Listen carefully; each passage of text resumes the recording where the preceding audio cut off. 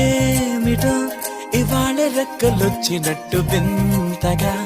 ఆకాశమంచు తాకుతున్న గుండెనే కొరుక్కు తిన్న కళ్ళు చూసినంతనే మనస్సు నవ్వే మొదటిసారి ఏం మార్పిది ఎడారి ఎండ మావి ఉప్పెనై ఉంచెనే కలే కాదుగా నీ వల్లనే భరించలేని తీపి బాధలే